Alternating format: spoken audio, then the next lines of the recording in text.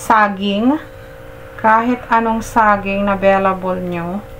Ito ay saging na lakatan. Available sa akin is pinag-combine ko yung saging na lakatan and saging na saba. I-mash lang natin to. Then mag-add tayo ng butter. 2 tablespoon na butter. Pero ganyan siya. Tapos ilalagay lang natin to dito. Spread lang natin. Hindi natin kailangan durugin natin butter. Then, lagay lang natin dito. Dahil ngayon ating butter ay hindi siya melted. Lagay natin ng ganyan. Tapos, ilagay natin dito yung ating ham.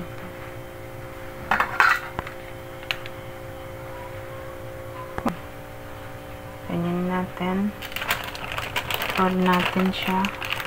Ito ay banana roll with ham. It is cheese. Ayan, gamitan lang natin ng paper bake para ma-form natin as bilog.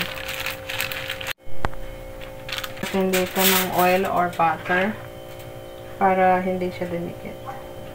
Although hindi naman siya didikit dahil nilagyan ko ng paper bake. Mixture lang talaga na roll lang natin to. Natin ang paganyan. Then, isasalang natin sa oven. 5 minutes preheat oven and then 25 minutes to cook yung ano natin, ibibig natin to. And preheat lang natin.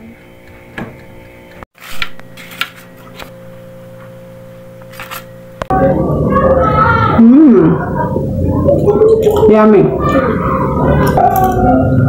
Maganda rin siyang baon sa school. Ginawang banana rolls with ham, with cheese.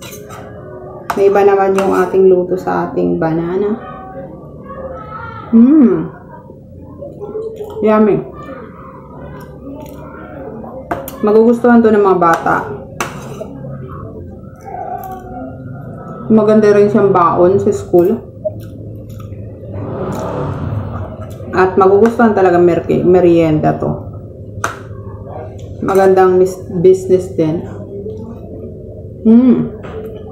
Yummy. Nag-agaw yung tamis at saka alat. Kasi nga nilagyan ko siya ng ham at saka cheese. Tapos yung saging, matamis na siya. Kaya, tama lang, pambalansi siya. Yummy.